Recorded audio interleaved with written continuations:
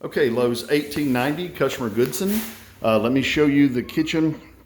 We had a water event, as they say, and so we had to have new cabinets. They've torn everything out. One thing we've noticed here, this is an LVP floor, and we went ahead and looked on the installation instructions while I was here, and right there at the top, do not secure individual planks to the subfloor with mechanicals. And then it says, do not install cabinetry or islands over the top of the cabinet. So one of the things we will be doing when we install the cabinets is cutting the flooring out from underneath the boxes with a 3/8 reveal.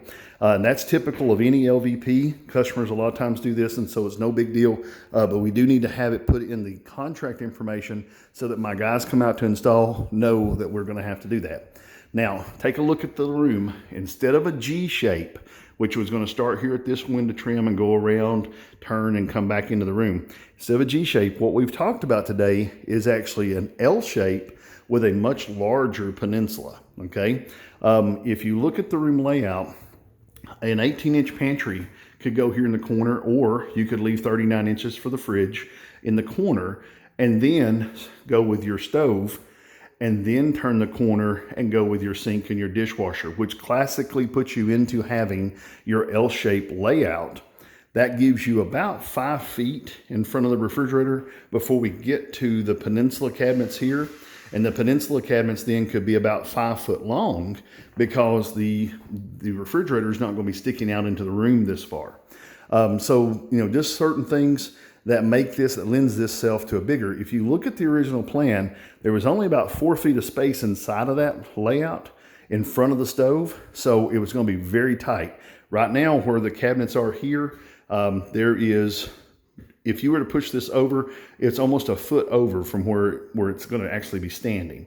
So a couple things on this wall, 155 inches to that trim from that corner, okay?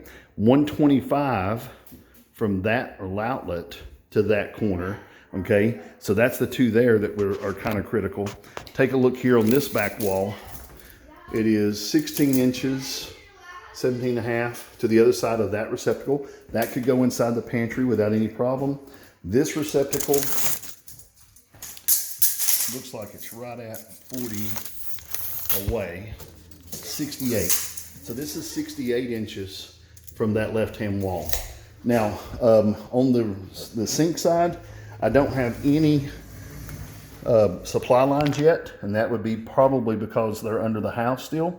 But we do have a drain. This needs to be a base 36 converted to a sink base. Do not try to send a sink base out. You're going to be able to see all of this rough stuff on the wall here. So a base 36 converted to a sink base is the best way to go. That cabinet will have a back in it then. Otherwise, I've given you all the measurements. Ceiling height's 96. Textured ceiling, if we do a 30-inch upper cabinet, we'll still be a foot down. If they want to order the 36s, we can do the molding to the ceiling, but that's going to be a special order. If you have any questions about this, feel free to give me a call. Remember, if it's a Denver cabinet, we have quarter round, very close to that color, down in the flooring department for sale, but they're only 72-inch long sticks or 78-inch long. They are not 8-foot sticks. So if you're going to order quarter round to match the cabinets, you need to get it out of the flooring department, and you got to make sure that you order enough because it is shorter. Flooring or quarter round for this would be all the way around the island and then in front of all the cabinets. So make sure that we have enough for those. If you have any questions, feel free to give me a call at 423-650-1051. Have a good day.